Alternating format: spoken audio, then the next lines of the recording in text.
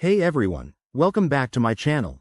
Today, we're diving into something super handy: how to look at deleted messages on Instagram in 2025.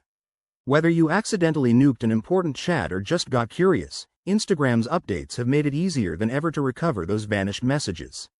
I'm excited to walk you through this step by step, so let's jump right in. First off, you need to understand that Instagram doesn't always keep deleted messages forever, but with the 2025 updates, there's a built-in feature called Message History that lets you view recently deleted items. Start by opening the Instagram app on your phone and making sure you're logged in. Tap on your profile icon in the bottom right corner to access your settings. Once you're there, scroll down and look for the Account section. Inside, you'll find an option labeled Your Activity or something similar. Instagram might tweak the names, so keep an eye out. Tap on that, and then select Recently Deleted. This is the goldmine. Here, you can see messages, stories, and other content you've removed in the last 30 days. To view a specific message, just tap on it, and Instagram will show you the content along with the date it was deleted.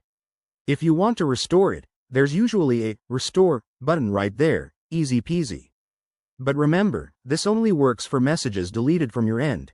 If the other person deleted it, you might be out of luck. Now, if you're dealing with older deletions, Instagram allows you to download your data. Go back to Settings, tap Security, and then Download Data.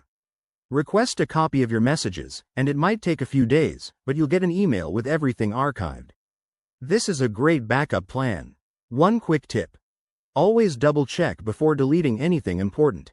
And if you're using third-party apps, be cautious. They can violate Instagram's terms and get you banned. There you have it, folks.